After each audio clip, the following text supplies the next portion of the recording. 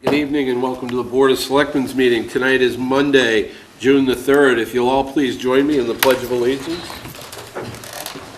I pledge allegiance to the flag of the United States of America and to the republic for which it stands, one nation, under God, indivisible, with liberty and justice for all. First up this evening will be our reorganization of the Board of Selectmen, but before we do so, I'd like to make a couple of announcements. First announcement would be because of the election of Rebecca Moffett. She is to the Board of Selectmen. She has tendered her resignation for the school committee, and I wanted to announce tonight that there will be a position filled from the school committee with a joint vote of the Board of Selectmen and the school committee. So anyone interested in that position should look for the newspaper ads and thereabouts and come forward and apply for that unexpired term for a seat on the Falmouth School Committee. So I'll make that announcement tonight.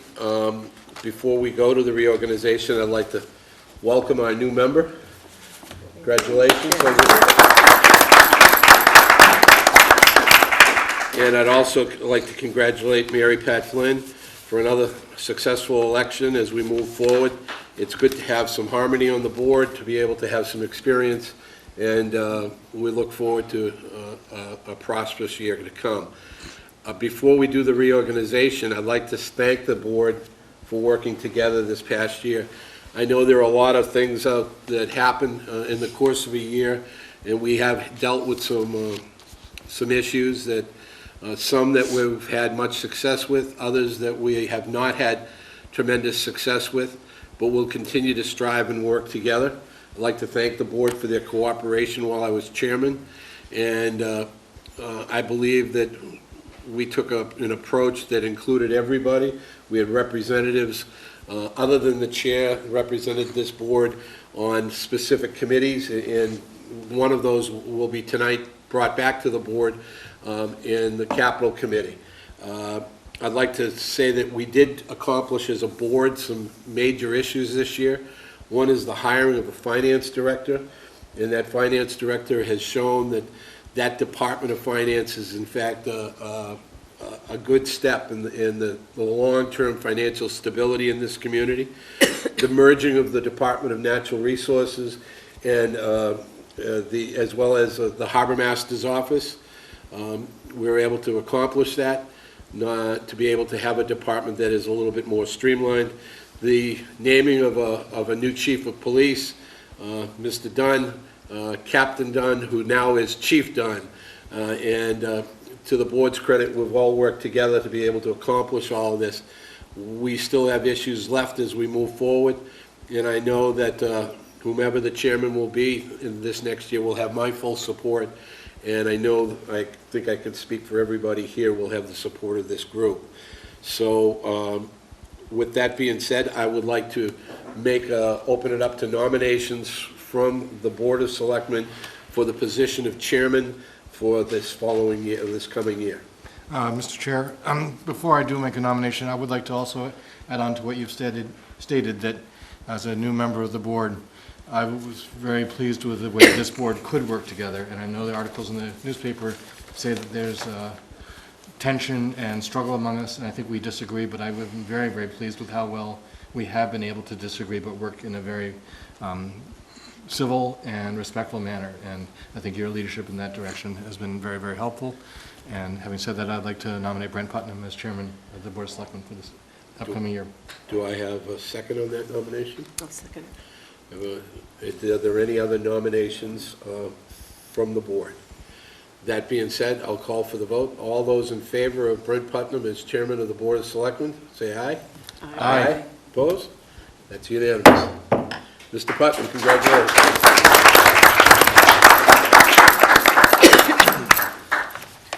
I'll move it over. Vice Chairman's all yours. My wife will be one happy camper after tonight. All right, well, our next order of business, the board needs a vice chair. So I'll be looking for nominations for vice chair. I'd like to nominate Doug Jones as Vice Chairman of the Board of Selectmen. Do we have a a second? Second. Any other nominations from the floor? All right, with that, all those in favor of the nomination? Aye. Any opposition? It's unanimous. Thank you very much.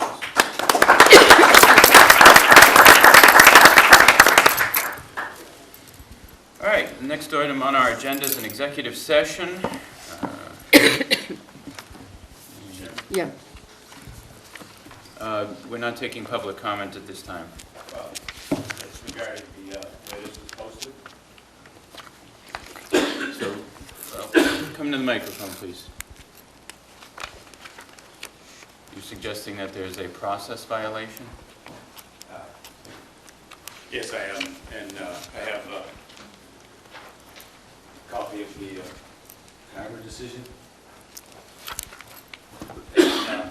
Basically, the last item on the executive session tonight just says collective bargaining, and the Carver Board of Selectmen was found in violation of the open meeting law for a almost exactly similar situation because they failed to provide sufficient specificity about the anticipated executive session.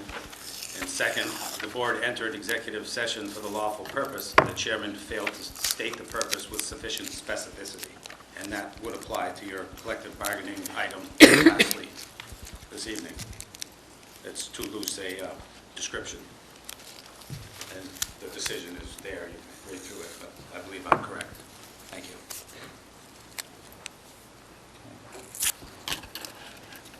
I do see what your concern. And this is from, just for the board's edification, this is from the Office of the Attorney General regarding an open meeting law complaint, as noted for the town of Carver.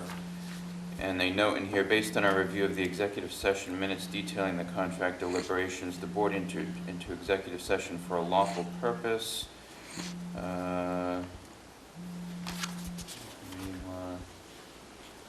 Does not approve. Second paragraph pretty much covers it on the first page.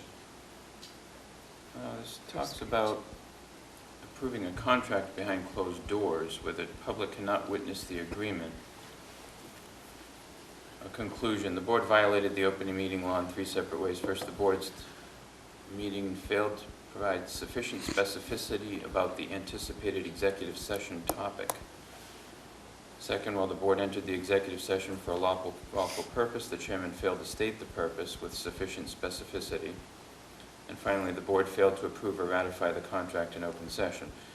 Well, the second and third items are not at issue here because we haven't even entered or declared that we were going into executive session yet, but the question, of course, is the specificity of the agenda item.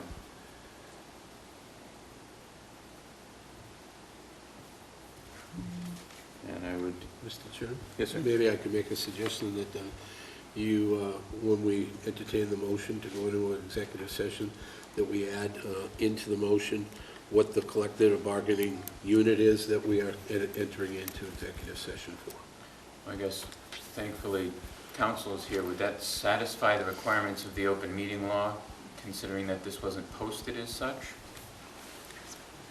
Mr. Chairman, congratulations on your election tonight, Mr. Chairman. You do have the opportunity, since you're going to make a public announcement, to specify what you're going to do. I would identify the union and any other relevant information that might be of assistance. Okay. Is that agreeable to the board? We'll move ahead with that. So we'll need a motion to enter into executive session and to return to public session for the purposes of wind turbine legal discussion and litigation, discussing a lease extension of the Edward Marks building, and collective bargaining for, and I apologize, the union is... Well, I'll make the motion, Mr. Chairman. I move that we go into executive session and return to open session. The purpose of executive session is to discuss the wind turbine legal discussion and litigation under General Laws, Chapter 30A, Sections 21, Paragraphs A and 3, to discuss the lease extension of the Edward Marks Building under General Laws, Chapter 30A, Section 21, Paragraphs A, 6, and under General Laws, Chapter 30A, Section 21A, Paragraph 3, collective bargaining, discussion regarding the contract for the Police Patrolmen's Union, and only to have a discussion of proposals. And that is my motion. And to re-enter And, public and, session. and, yes, and to return to a public session following the executive session. So we have a motion. Mr. Chairman, and Actually, Selectman A Flynn? second? Yeah, why don't we take a second Okay. first? Thank you, sir. I was just going to note that not only is it specific as to one union, but there would be some general discussion as well, and I would want to point that out to the board, because there are concepts that will apply more universally than just to a single union. Council, have we satisfied the requirements, do you believe? Thank you.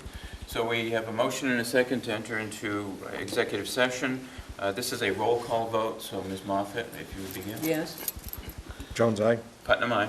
Murphy, aye. Flynn, aye. All right, we are now in executive session. We apologize, folks, but we'll have